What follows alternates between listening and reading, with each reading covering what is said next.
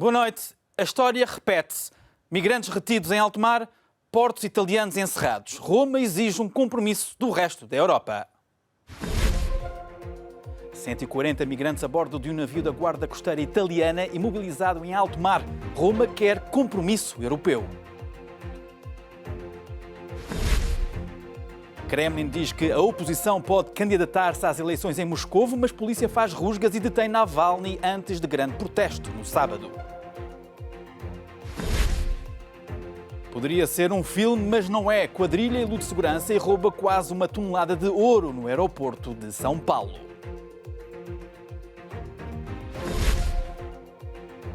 Incêndios nas regiões polares, uma consequência das ondas de calor.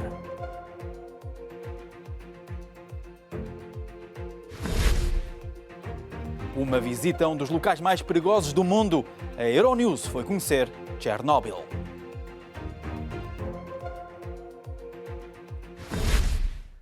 A Itália mantém os portos fechados para migrantes resgatados no Mediterrâneo.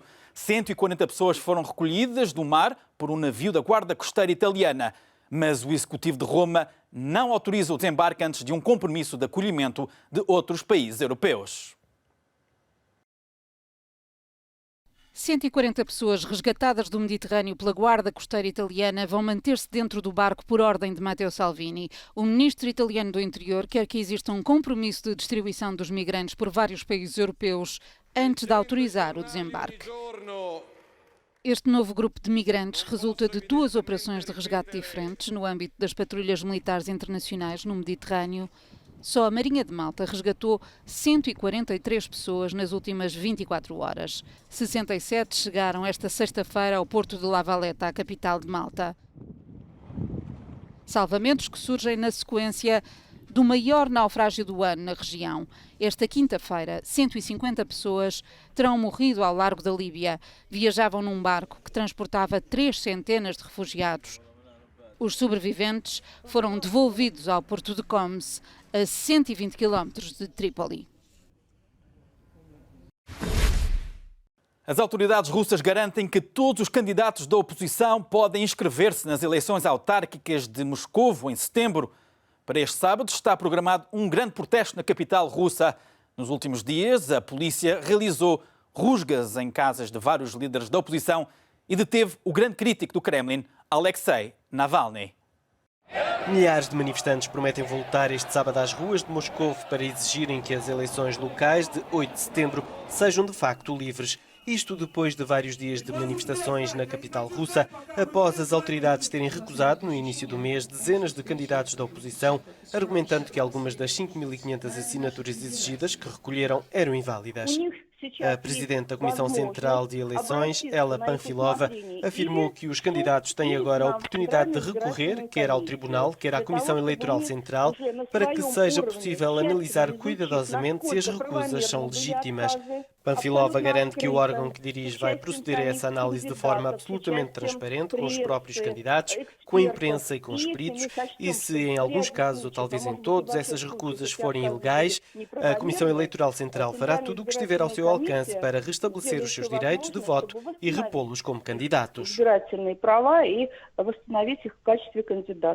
Segundo a lei, os candidatos independentes às eleições locais devem apresentar as assinaturas de 3% dos eleitores do seu círculo eleitoral para serem registados pela Comissão Eleitoral.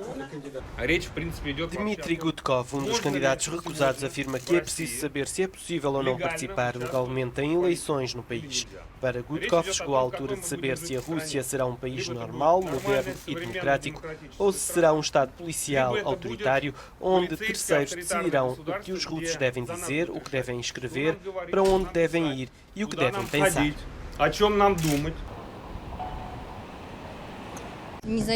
Os candidatos independentes reconhecem que podem ser detidos este sábado durante uma manifestação não autorizada, porém dizem que essa não é razão para mudar de planos. Filipe VI adiou as audições aos partidos com assento parlamentar. O rei de Espanha deu assim mais tempo a Pedro Sánchez, o líder do PSOE, para encontrar novos entendimentos. Depois de 2 chumos no Congresso, Espanha pode ter de voltar às urnas para escolher um novo governo. Quanto vale Pedro Sánchez? Depois do falhanço da investidura, o PSOE quer contrariar a farpa do Partido Popular. O senhor é hoje muito menos do que era há 4 dias, atirou Pablo Casado, o líder do PP, perante o chumbo ao governo no Parlamento. Sánchez aceitou a 6 de junho a responsabilidade de formar governo, mas falhou a segunda votação de investidura sem acordo com o Unidas Podemos. Ainda não foram feitas sondagens depois do falhanço da investidura. Os últimos números dão os socialistas a subir e o partido de Pablo Iglesias a descer. Esta sexta-feira, Filipe VI recebeu a Presidente do Parlamento, mas adiou a ronda de audiências aos partidos. Com esta decisão, o rei de Espanha estende o prazo para novos entendimentos. Com o atual Parlamento, a investidura terá de acontecer até 23 de setembro. Sánchez mostra-se disponível para explorar novos caminhos. O líder socialista diz que há motivos para procurar acordos com o PP, o Ciudadanos ou o Podemos. Analistas dizem que podem ser os partidos tradicionais a salvar o sistema. Outra possibilidade é a abstenção de um dos maiores partidos de direita. Não excluiria essa possibilidade, particularmente no caso de conservadores tradicionais no Partido Popular, porque, num certo sentido, penso que é uma falha do sistema político como um todo se formos para uma nova eleição em novembro. Penso que seria péssimo para o sistema de governo espanhol. Temos de nos lembrar que tivemos 3 eleições gerais nos últimos 3 anos. Ter de enfrentar uma quarta seria não só um falhanço para o sistema, mas também para uma geração inteira de políticos. Se todos os entendimentos falharem, a Espanha volta às urnas a 10 de novembro.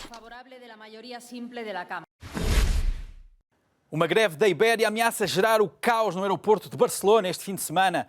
Os trabalhadores exigem melhores condições de trabalho. A empresa considera a medida de protesto desproporcional.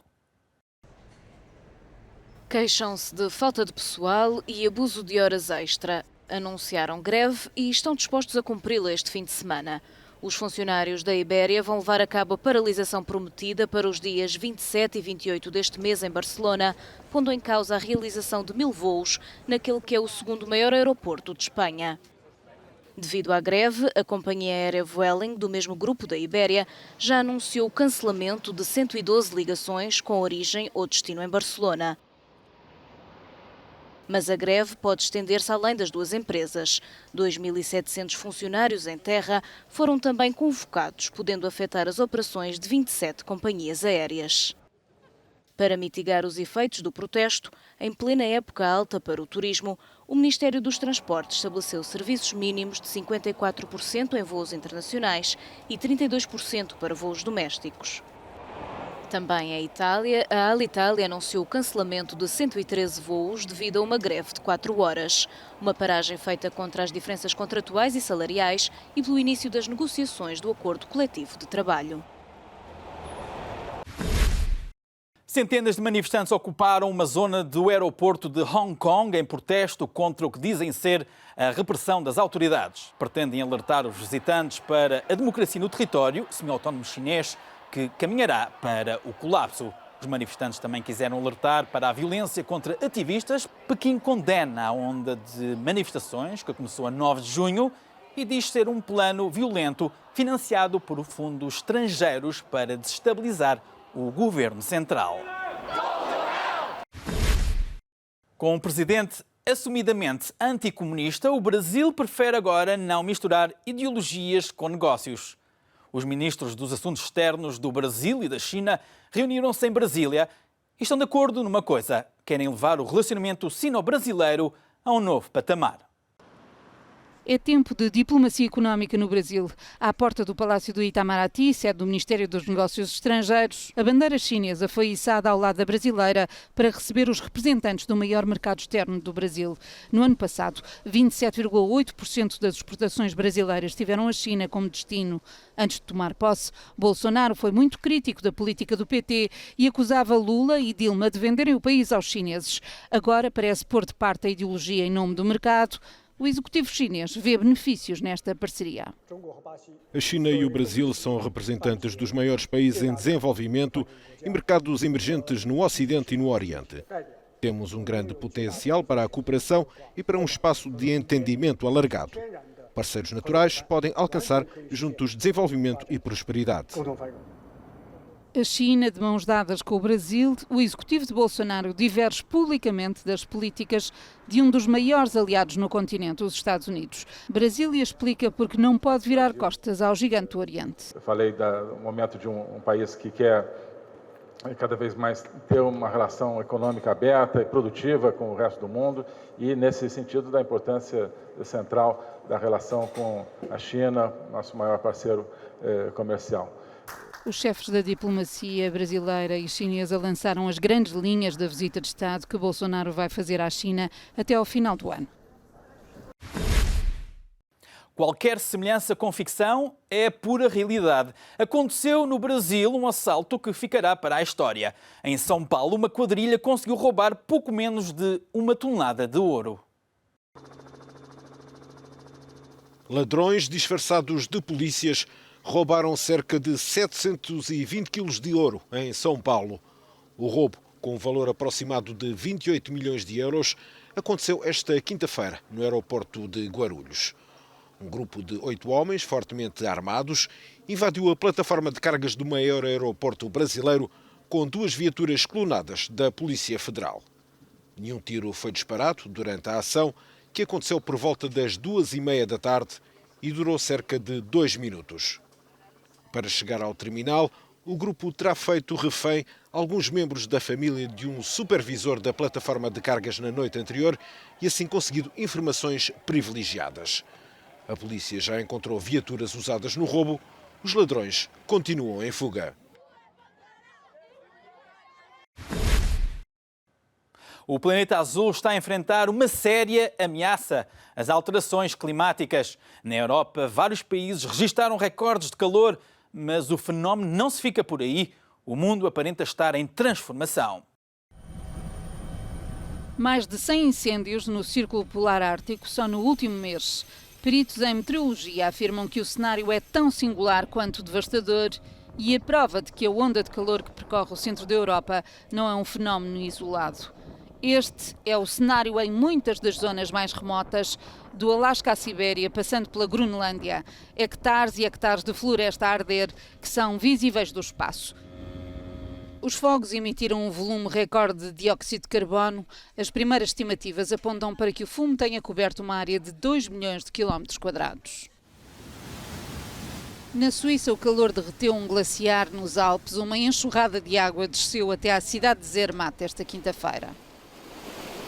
É uma ilustração dramática do aquecimento global, que tem diminuído o gelo na montanha de ano para ano. Investigadores dizem que a evolução tem contornos imprevisíveis. Nas últimas décadas, muito mudou em Chernobyl, a região palco de uma das piores tragédias da humanidade. Euronews visitou o local para perceber como a zona do maior desastre nuclear do mundo está a atrair curiosos e a criar oportunidades de turismo. O caminho de regresso à casa da infância mudou muito para Roden Luka. Hoje, em Pripyat, é sobretudo um turista. Mas há pouco mais de 30 anos, vivia nesta cidade a 2 km de Chernobyl. Depois da explosão na central nuclear em 1986, Pripyat ficou dentro de um perímetro de segurança, uma zona que foi evacuada e que, de acordo com os cientistas, será inabitável nos próximos 20 mil anos. Aquilo que outrora foram ruas e habitações são hoje uma floresta capaz de trocar as referências à memória de Luka. Até que finalmente encontra as janelas do apartamento onde viveu até aos 10 anos. Lembro-me de tudo tal como está, mas ao mesmo tempo olhamos para tudo isto. É impossível que um prédio como este estivesse numa floresta. Roden Luka decidiu regressar a Pripyat como turista. No entanto, as agências de turismo dizem que a maioria dos clientes são estrangeiros. A zona de exclusão de Chernobyl foi aberta aos visitantes no início dos anos 2000, depois do trabalho da central nuclear ter sido completamente interrompido. Desde então, o turismo no epicentro do desastre nuclear tem sempre crescido. Depois da série da HBO sobre o desastre de Chernobyl ter sido emitida, a cidade ganhou uma nova vida com a procura de muitos curiosos. Uma boa notícia para a Associação dos Operadores Turísticos de Chernobyl, que espera ver o local tornar-se Património Mundial da Unesco. Os turistas podem entrar na zona de exclusão para passeios de 1 ou 2 dias, com a opção de dormir num hotel durante a noite. Uma excursão de caiaque está também a ser programada e os visitantes têm já pontos de eleição. Definitivamente o radar Duga 1, porque ninguém sabe o que está lá e muita gente se surpreende ao vê-lo ali. E claro, a cidade de Pripyat, porque é difícil imaginar que aquilo que costumava ser uma cidade é agora uma selva, uma floresta. Daí achar que é o sítio mais impressionante para as pessoas. Os guias garantem que as doses de radiação a que os turistas são expostos durante a visita são equivalentes às de 1 hora passada numa viagem de avião. À saída, o controlo é obrigatório e ninguém tem permissão para sair até que um aparelho indique que está tudo bem. E o Euronews Noite fica por aqui. Até breve.